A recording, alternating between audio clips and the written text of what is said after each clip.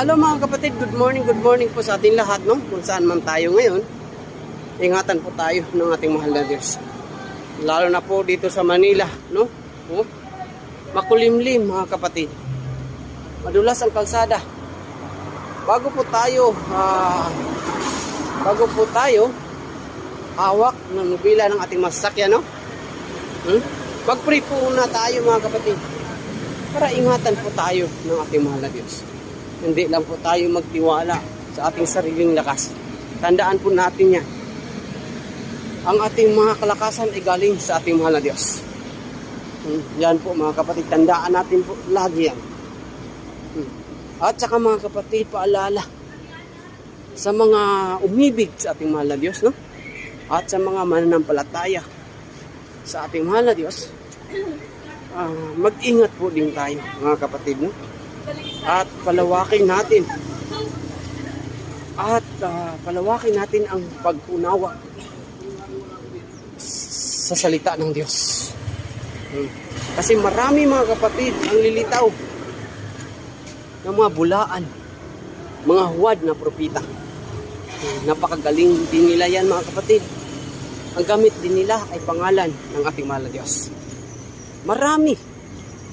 Marami na ang mananampalataya na mailigaw nila mga kapatid. Marami ang mailigaw nila. Yan po mga kapatid. At mga kapatid, tandaan natin palagi ang mananatiling tapat sa ating mahal na Diyos ay mailigtas. Yan po mga kapatid, no? Mabasa po natin yan. Ang words of God, mabasa po natin yan mga kapatid, no? Sa Matthew 24 verse 11 to 13. Sabi niya mga kapatid, sa 11, lilitaw ang maraming huwad na propita at marami ang maililigaw nila. Yan po, napakalinaw ang salita ng Diyos. Marami ang maililigaw nila mga kapatid. Kasi napakagaling din nila magsalita at gamit ang pangalan ng ating mahal na Diyos.